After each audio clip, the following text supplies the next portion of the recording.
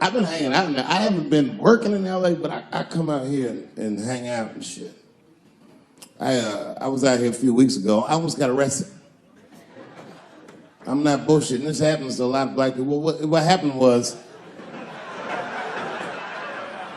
I was coming out of one of those nightclubs in Hollywood, and my friend saw me. I guess I was wobbling or something. So he just rolled up. It's a good friend of mine. He's like, "Hey, Dave, give me the keys." And I was like, "All right, nigga, just take the keys." And I got in the passenger side of my car, and he drove it. And it was fine. Just talking, chopping it up. And then on the 10, the blue and white hits. Now, I should tell you, the friend that was driving me was black, which really doesn't have anything to do with the story, other than to let you know there was fear in the car. Not my fear. I'm black, but I'm also Dave Chappelle. So I figured, you know, shit'll probably be fine.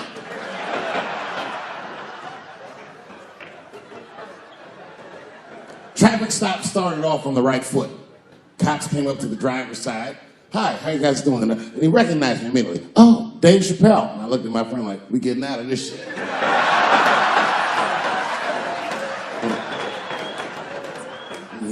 And then he says, "You know, you guys were swerving in the lane. Do you mind just stepping out the car for a second?" Still no cause for alarm. I looked through the rearview mirror. The body language of the arrest looked good. He was talking. So then I started fucking with the radio. You know, traffic stops going good if you listen to the radio when someone else is outside of the car.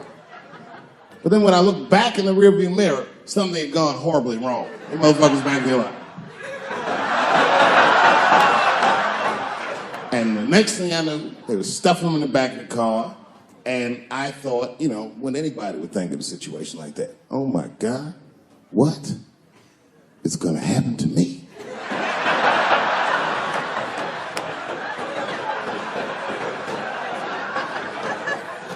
And the police walked up to the window. "Mr. Chappelle, we had to arrest your friend. He refused to take our breathalyzer test." I said, "That motherfucker. Not complying, that's odd. So, officer, what's gonna happen to me?" "Well, you're fine. We're just gonna have to ask you to step out of the car so we can impound the vehicle, and we'll arrange for you to have a ride home." I said, "Oh, well, nah, I would rather you just give me the keys." They said, "Mr. Chappelle, your friend already told us he's your designated driver. We can't let you drive in this condition." I was like, "No, nigga, I'm good. I'm good." And then suddenly the shit turned into Vegas. He was like, "I'll let you blow for it." I said, "Excuse me?" He said, "If you blow on my breathalyzer." I said, "Oh, nigga, I thought you was trying to get your dick sucked."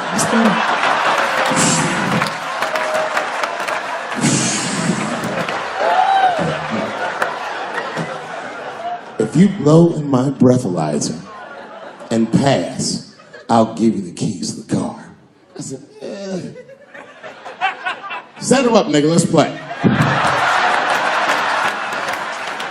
And I blew in that thing, and it made a noise. I said, "Uh-oh." And he looked at it and he said, "Oh, well, Mr. Chappelle, I guess you're free to go." I said, "I am."